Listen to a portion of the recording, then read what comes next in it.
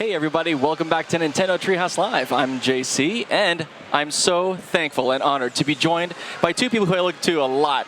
One of them is Davide over there. He is the creative director for Mario plus Rabbids Kingdom Battle Donkey Kong Adventure, and this is Xavier, who is the producer. Thanks for joining us today, guys. Hey, thanks. Thanks a lot for being here again this year. It's an honor. Are you kidding, man? It's our honor to have you. Tell you what, we're going to show off a little bit of the new DLC you guys just announced, as well as some features. So, want to take it away? Absolutely. Yeah. Sure. So this is a brand new adventure we've been working on for almost a year now. Mm-hmm. When we finished the game last year, and we had some tremendous feedbacks and support from all the players that love the mix between tactical combat, exploration, the adventure part with Mario. Well, we decided to start to work with Donkey Kong, and with first prototypes, and see how combat could be changed. But also, like you see on the screen here, we wanted to completely change the environments, the details, things that we thought were really reminiscent of the Donkey Kong's lore, and that was important for us. Nice. And, a lot of the details, I think, are what kind of make me laugh every time me and my SO, my significant other, play the game. Is you see a lot of, I have to ask, is that Beepo? Yeah. Yes. We decided to use him as a motorcycle, electrical motorcycle. So are we sure that Beepo is okay with this? He was complaining at the beginning, but now it's okay. Because Rabbid Cranky is like a mix between a rabbit and a Cranky Kong. Mm-hmm. So he's acting like an old man, but he's not. He's completely unstable. And so when he saw Beepo, he said, "Hey, this guy could be useful, not to follow, but to go over, so that we can go quicker."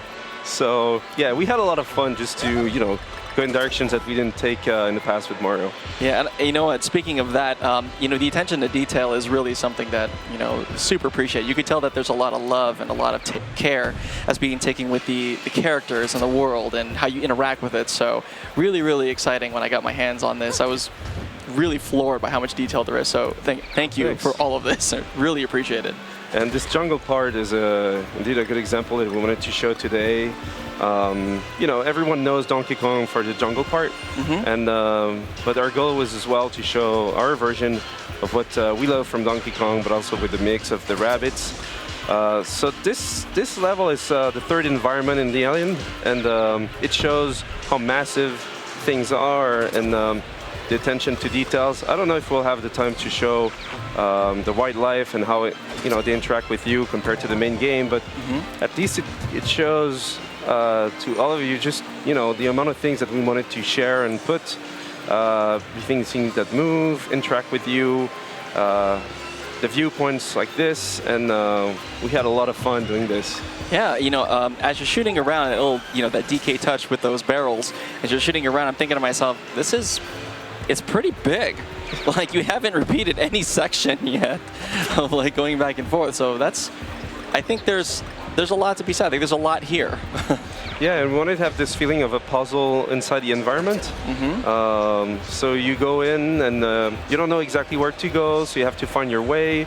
And this is something that we wanted to work compared to what we did in the main game.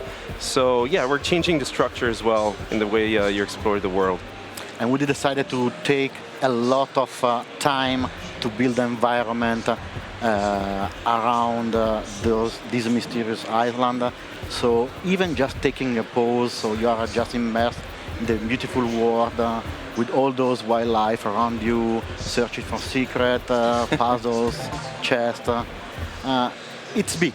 It's very big. Yeah. We started out okay, we will do a nice DLC that is about 3-4 hours of gameplay, but then we get carried away, and at the end we built something that is half as big as the main game. Wait, you just say half as big as the main game? Yeah. It's a super DLC. This isn't something you just put together in a couple of weeks or something. Okay, that's a lot. As a producer, it was a great challenge to keep Davide from going too crazy, but in the end we managed to go for what we believe was interesting for the players and see something new. Because last year when we started to think about Donkey Kong, what he could bring to to the adventure, we felt that it was more than just a skin or just an appearance in the game. It had to fit within the environment. And when we worked with Nintendo of Japan, to really get the feeling of combat as well, it was really key that we bring something new, or else it would not be possible to work on such an adventure. So yeah, it came up to big content. Because we wanted an island that really feels like Donkey Kong, that's for sure. And the details don't stop there. As Davide is right here showing off a little bit of the characters. You want to talk a little bit about Donkey Kong? Yeah, so Donkey Kong is the hero that we all know. He's really powerful, like in other games, Donkey Kong games, or Super Smash, or even in Mario Kart. He's always the big guy. And in our game, it's pretty much the same, but his movement is also one of his main aspects. Rabbid Peach is coming back. She's really, great character with her healing techniques and dash, and also she really fits well with the two other characters and that we. And she always want to bother other people out, like we can see here. Yeah, and Rabbid Cranky, of course, another rabbit. His interaction with Rabbid Peach or Beepo or even Donkey Kong is always super surprising, and we had tons of fun working on their relationship. And this is something that, that's what we wanted to do. It's so good. That is so good. Yeah, I think there's a part of me that probably, Rabbid Cranky is probably my spirit animal. So very much how I feel a lot of the time. And you have it on your shirt. Yes, awesome. yeah, it's my favorite little lapel pin here. Ooh, some weapons I see. Yes, basically Wiener Whacker. we reworked all of them from scratch. So we invented new weapon for all the new characters that we're using in DLC. And many of them are inspiration taken from old decay Donkey Kong games. So you will see a lot of oh yeah, it's the EXPRESSO. weapons inspired by the animal body that Donkey Kong games provided. And all of them are doing something completely new. So you have the banana rank for Donkey Kong, then you have other kind of weapon for the other characters. Each one of them is different, and of course, we have the skill tree to switch your play style once again. It's completely new. It will act on your moving abilities, in your attack phase, in your techniques. So once again, it's a new experience. We wanted to provide something new for the players, and I think we did. Yep, and I think, remember, you can always reset these skills, so if you kind of go down, that route, and you're like, oh, I need something else, or for a certain particular battle, because the battles are different in this game, you can feel free to respec. All the battles are different in this game. None of them is equal to each other. So this one is very tactical oriented, the one that Xavier is about to play. There are those new enemy archetype called smugglers that are trying to reach the end of the battlefield to flee away with the corrupted banana that they are carrying. I see. So Xavier now is about to use the synergy between those three characters, and especially Donkey Kong moving abilities, to try to stop them to reach the end of the battle. And so to kind of get here, if you're either seeing this for the first time or you're not familiar with it, the objective is those guys are carrying those bananas trying to get to the end goal, and your goal is to try to stop them. Absolutely. And you can use Donkey Kong new moving ability, so he's able to swing throughout the battleground, jumping on the sprint pad and swinging throughout the dandelion. He basically is a game changer for the combat system because he can drop enemies, drop teammates, drop cover, and throw them where the player wants to. So you can help your teammate in reaching further area of movement, or you can just grab a cover, carrying the cover throughout the battleground and throwing it against the enemy. And of course, if the cover is an explosive one, it will explode on an enemy and apply the super effects, such as owning them, burning them. So. Yeah, and I noticed that his Donkey Kong's ability to pick up some cover or to pick up a character or anything like that, that comes during the move phase. So you don't burn like your attack. You can still attack afterwards. So that's really powerful if you know how to to use it the best you can in the map. And you have to adjust as well everything that you do in the game. So this is typically a good example here. We're going to play in a way that you usually play when you want to defeat all the enemies. So you want to shoot them all the time, use the super effects if you're making them. Here, for example, I'm using the React Stink Eye from Rabbid Cranky to defeat him as he was going to hit Donkey Kong.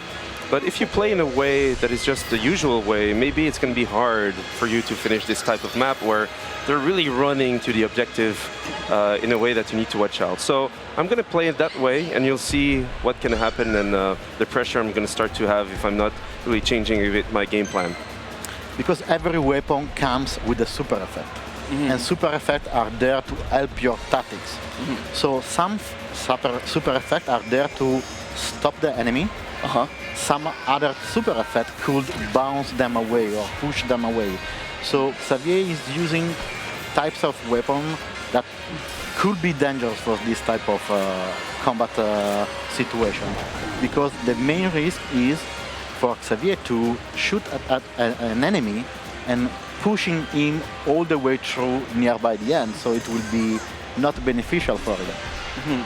And I think that it's what I also really appreciate about this is, after playing a few maps, it is different. You can't just approach the battles the same. You have to think differently. You have to really think about the abilities of everyone involved to make sure that you are making the best and really working towards that objective.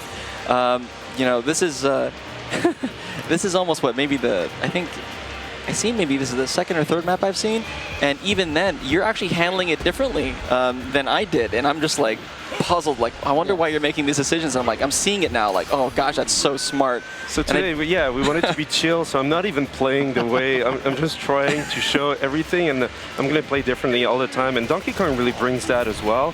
It's something where, because of the Dandelions, of the grab, and it's something that it changes all the time. So I'm just having fun right now to show what we can bring, but every time it's different. And here, for example, typically I'm having a weapon I love, push, and every time you can use it, you can push the enemy. And we're doing this on purpose. Yeah, but in the end, it can be very dangerous if you start to play like that, because they could be pushed in the zone that you want to avoid to be pushed in. Yeah, that makes sense. So you gotta watch out. Yeah, exactly. So here, for example, the enemy is far away, so he's about to go to the zone. So I'm gonna hit him. He's gonna go in almost in the pipe because he wants to grab me, but at least he's going afar from the zone that I wanted to go for. And the ink is very useful because even if it's someone that is going to hit you back, if you shoot at him, the ink is preventing him to attack you. So this is very good. So here I did a big mistake. I didn't manage enough the third phase, the third, that upper section over there? Section, exactly. Yeah. And in the end, it's going to cost me potentially the match itself. But again, you have to potentially replay, but see, hey, maybe this time I could do this with this character instead, and see what it brings. And that's the way we want to play as well. And even if you like Donkey Kong and use it all the time, do stuff like this, like, oh, okay, I'm going to grab him, I'm going to send in on the enemy. It's actually something you need to watch out because you have rebound, and then maybe this could become like an issue afterwards. So you always have to watch the way you're playing. So for example, here... Yes, you just lost. Yes, because of the... No, because in fact he was defeated in the process.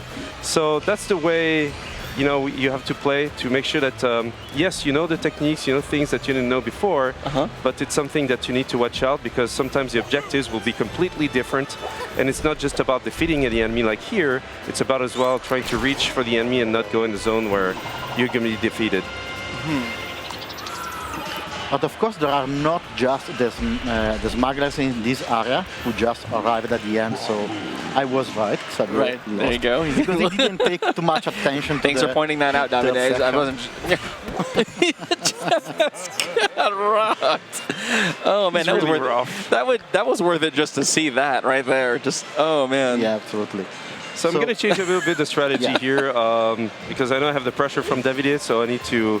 Can I give you a suggestion? So we have a very nice tool to use before starting a battle, which is called the tactic cam. Yeah, how's that changed? I believe it's a little different this time, right? Yes, so basically Xavier is going to change his tactic, but the tactic cam just at the beginning of the battle is helping the player to see the battlefield structure, to plan ahead his moves. So by moving the tactic cam throughout the battlefield, Xavier now can notice which kind of enemy and where are they, and that there are three main axes where the smugglers are trying to flee away. So it's not just about the smugglers, it's also about a new archetype that we introduced in the Donkey Kong Adventure, which are the summoners. Summoners are not super fun to play against They don't because- sound fun to play against. Yeah, they are summoning additional enemy every turn, and they can also heal their teammate. Got it. So you can't just go, okay, I know the map, just hit fight. Like, you really should use the Tacticam Yes. and understand, you know, Absolutely. all of the parameters, all of the enemies in the map to make sure you are addressing all of them in the right order and in the right way. So don't just click fight. That's what I usually do. I need to stop that. Yes, exactly. So Xavier's approach now is completely different. He's using Donkey Kong moving ability to grab the enemies and throw him against an explosive cover. And because the explosive cover has this on a super effect, he basically stuck them on the battleground for one complete tour. So that part of the map is now safe. And he's going to do the same now with the deployable, which is carrying the same kind of super effect. So throughout the pipe, he will be able to reach the smugglers at the other end of the battleground to block them as well. I see. So now I start to be way more in control. It's not the only way to do it, but that's the way I like to do it. Is to really try to catch the third axis with this deployable. And also with Donkey Kong, a big mistake would be to attack here. You have to prevent yourself from always attacking. So first of all, I'm going to send Rabbid Cranky in the middle, so at least those two guys are either glued or very close to me. I'm going to put, for example, Stink Eye. I'm going to try to defeat the guy that is really close to me. And that way, he's not going to be able to hit me if he comes at me. And I even inked him, so anyway, I'm safe from any harm. And because Xavier spent very well his power points in the skill tree, he basically was able to make Rabbids Cranky react twice instead of once. So I'm not going to attack here because what could happen there, they're glued, but if I hit them, they're going to be bounced. And they could be bounced because of the angle closer to the zone where I'm going to lose like last time. I see. So really got to think before you act. Yes. And make sure the order in which you act also, because I just realized that if you did, you know, Rabid, Cranky stuff, if you chose any of those things and not the order, you wouldn't have gotten all those opportunities to hit. Exactly. So you have to think about which character you want to play first, and those summoners as well. One technique could be to defeat them at the very beginning. Some players could do this because they could summon new units very quickly.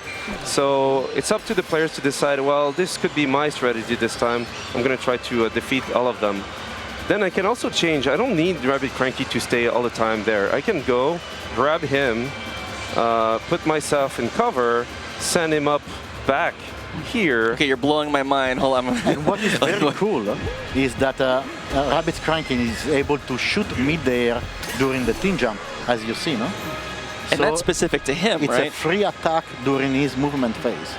So you can use Donkey Kong to grab Rabbids Cranky, shoot him mid-air, he will shoot against the enemy, and then he can jump, team jump again with one of his teammates and shoot during the team jump again, and then he will be able to attack again during his attack phase. So it's quite complex. The synergy between the heroes is key to win out the map.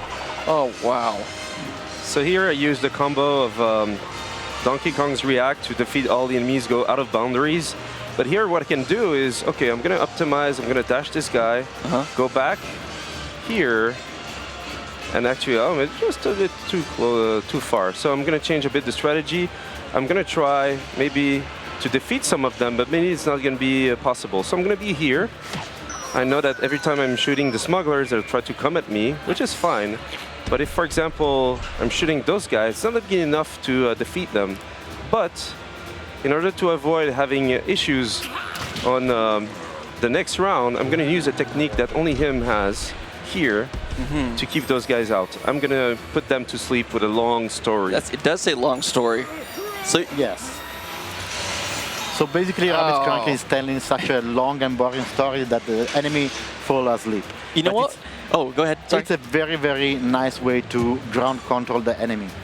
Yeah, I can't help but think there is actually someone at work that's very similar that tells really long stories. Yeah, his name is Bill Trinan.